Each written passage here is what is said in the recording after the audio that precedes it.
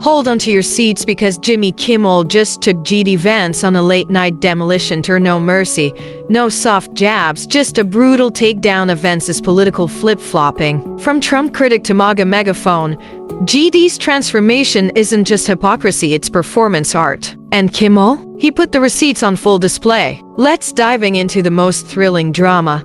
But before further proceeding in video, if you're new to the channel, please support by hit that subscribe button for more updates. In some ways, you can't help but you kind of feel sympathy for J.D. Vance having to defend Donald Trump, who he himself openly denounced. It's kind of like being Diddy's defense attorney, you know?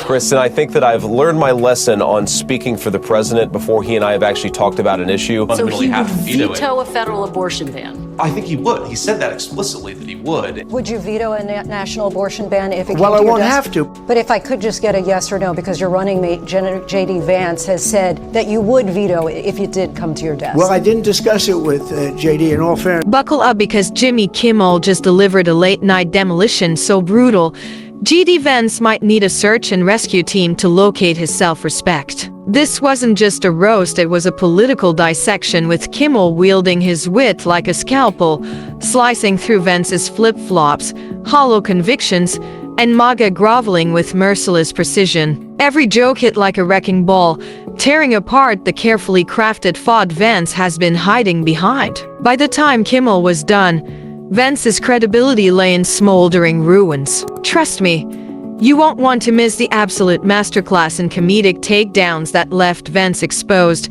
humiliated, and politically gasping for air. Vance celebrated his Zelensky sucker punch with a ski trip. The Vance traveled to the Sugarbush Resort, which coincidentally, Sugarbush is also J.D. Vance's Secret Service code name. But Vance, I think he picked the wrong state to relax in, because when he got to Vermont, he was greeted by hundreds of protests. Let's discuss J.D. Vance, a man so committed to political shape-shifting.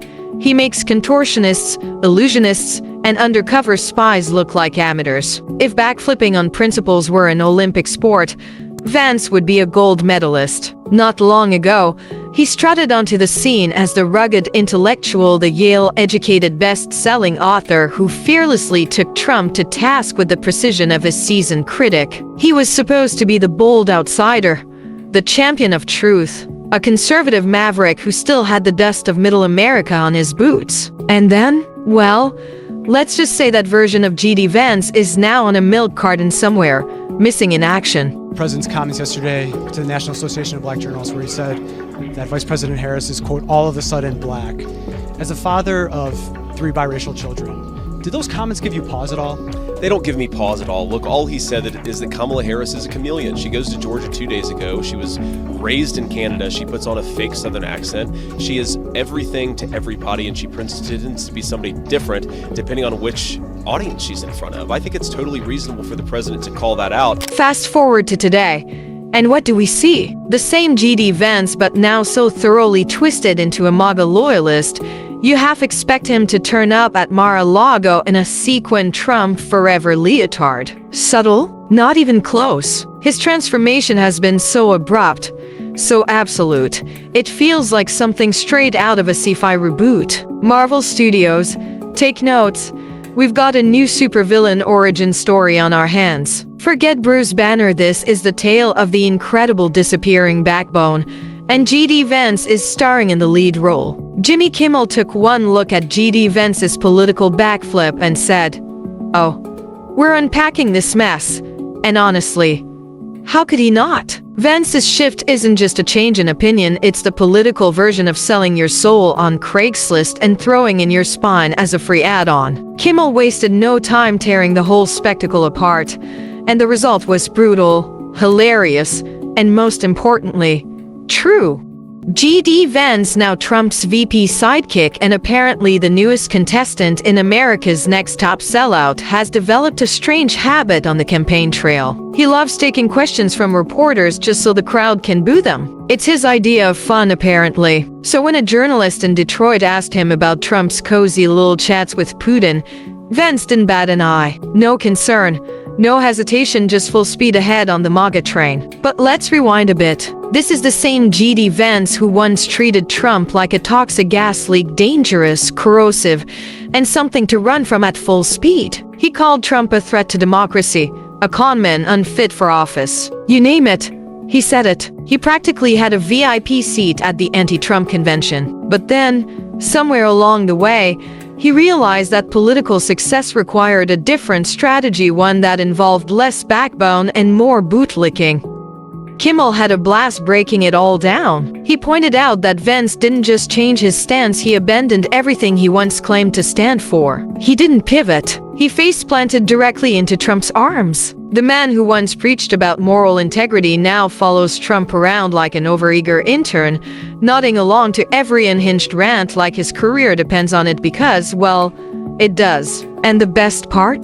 GD thinks no one remembers. He seems to believe the internet has amnesia, that people forgot his old interviews, his past outrage, his whole Trump is a threat phase. But the internet never forgets, and neither does Jimmy Kimmel. Kimmel had receipts, and he brought them out like a late-night show and tell. He reminded everyone how Vance once mocked Trump's populist act, saying it preyed on the fears of working-class Americans. And now GD acts like he grew up chewing tobacco on a front porch instead of working in Silicon Valley. Kimmel couldn't let that slide. He joked that Vance must have woken up one day and thought, you know what'll get me votes? Pretending I spent my childhood fixing carburetors. The whole thing is so painfully transparent, it's almost poetic. A man who built his career criticizing political frauds has now become one. Vance's entire persona has been repackaged, resold, and rebranded for MAGA audiences, and Kimmel saw right through it. The jokes wrote themselves. GD didn't just switch sides, he flipped so hard he practically landed in Trump's lap. Watching Vance try to rewrite his own history in real time is like watching someone frantically edit their Wikipedia page while everyone is holding screenshots. But no matter how many speeches he gives, no matter how many times he tries to out-MAGA the next guy, the truth is right there in black and white.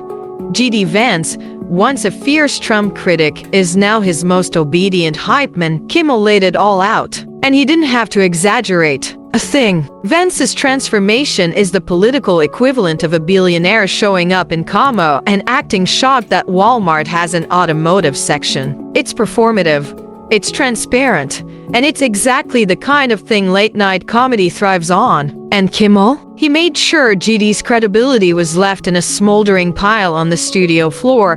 GD Vance's so-called transformation isn't gradual, it's a free fall. He went from being the author of Hillbilly Elegy to the lead actor in Bootlicker, the GD Vance story. And let's not kid ourselves, his reinvention is about as convincing as a knockoff Louis Vuitton bag from a flea market. You don't even have to try to make jokes about it. They write themselves. GD likes to act like a tough guy, but the second Trump enters the room, he lights up like a kid meeting his favorite superhero. It's almost as if he's hoping for a participation trophy in the most loyal servant contest. Even Lindsey Graham would probably watch this level of devotion and say, wow, dude, have some pride. When Jimmy Kimmel pointed this out, GD wasn't happy, because the truth stings, especially for politicians who want to seem genuine while constantly reinventing themselves to please their audience. One moment, he's a relatable small-town storyteller. The next, he's on national television, ranting about Hunter Biden's laptop like a man whose Wi-Fi only connects to conspiracy theories. And that's where the real comedy kicks in. GD's entire brand was built on being a voice for everyday Americans. But which group is he actually speaking for? The ones who saw Hillbilly Elegy as a heartfelt reflection on rural struggles? Or the ones at Trump rallies, ready to chant "lock him up" at anyone they've seen on CNN? Because let's be honest, those crowds don't exactly have the same shopping habits. One of the biggest moments from last week's debate was when GD refused to acknowledge that Trump lost in 2020. Odd, considering that CNN just dug up an interview where he told Megyn Kelly that Biden's win was inevitable and that people would simply move forward. So what happened? He either forgot he said that, or he just hoped we would. Bad strategy. Jimmy Kimmel summed it up best. GD Vance is a contradiction wrapped in a red tie. He rants about the dangers of the elite, yet he has a degree from Stanford and a history of tech investments. He claims to fight for the working class, but somehow, he always ends up rubbing elbows with billionaires, Lately, GD has taken on a new role, Trump's personal interpreter for Middle America. The irony? Half the time, even Trump doesn't seem to understand what he's saying. But there's GD, nodding along, finding meaning in the madness, and translating nonsense into supposed political wisdom. If Trump woke up tomorrow and declared that the Pacific Ocean was actually made of Mountain Dew, GD would be on Fox News explaining the economic benefits of an all-soda maritime trade. Here's the truth: GD doesn't serve the people who elected him. He serves his own ambition. And Trump is the golden ticket that keeps his approval ratings afloat. So GD flips, flops, and shapeshifts, desperately trying to make voters forget that, not too long ago, he was writing articles about why Trump was dangerous for America. Unfortunately for him, the internet doesn't forget. The man wasn't talking about election fraud in 2020, he was too busy looking up furniture assembly hacks. And that's why Kimmel's takedown hit so hard. It wasn't just that GD had changed his stance. It was how shamelessly he denied ever holding the original one. He's not just contradicting himself, he's betting that voters won't remember who he was before his MAGA makeover. Kimmel joked that GD's transformation should be studied by scientists. He's changed positions so many times that if you tried to track his beliefs on a graph, it would look like a polygraph machine during a bank heist. And yet, despite all this, GD still wants to be viewed as an intellectual. He delivers speeches about masculinity and the downfall of civilization, only to turn around and compare Trump to a biblical prophet with better branding. It's like drinking boxed wine and calling yourself a sommelier. Then there's his latest ridiculous claim that memes are the key to political discourse. He literally said that no one cared about working class struggles until Trump, and he started talking about cat memes. Oh yes, the great revolution of lolcats and policy reform. Because nothing says serious political thinker like a man who believes internet jokes are the key to national change.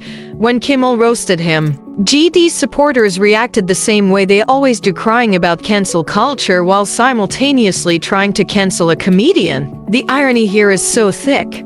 Jeff Bezos might try to sell it with free-to-day shipping. Now, GD is stuck in the worst possible place for a politician caught between who he used to be and who he's pretending to be now. And every time he tries to play both sides, people like Kimmel will be ready, armed with old quotes, video clips, and devastating punchlines. Because GD Vance isn't a leader. He's a repackaged product, stuffed with talking points, gift-wrapped in culture war buzzwords, and placed on the Senate floor like a defective toy that only knows how to say, "Trump was right." And honestly, the betrayal isn't even the worst part. It's the arrogance. The way he walks around like no one has caught on. Like the internet doesn't exist. Like every interview, every book passage, and every old tweet hasn't been carefully saved, waiting to be resurfaced at the perfect moment. But Kimmel, he saw right through it. And he exposed GD with the most powerful weapon in politics comedy. Because when the facts are staring you in the face, sometimes the best way to tell the truth is with a well-placed joke. And for GD, those punchlines are landing like a brick to the ego. GD Vance went from best-selling author to full-time Trump hype man. But the internet never forgets, and neither does late-night TV. Kimmel didn't just roast him. He set his entire rebrand on fire. Want to see how bad it got? Stick around, because this one's too good to miss.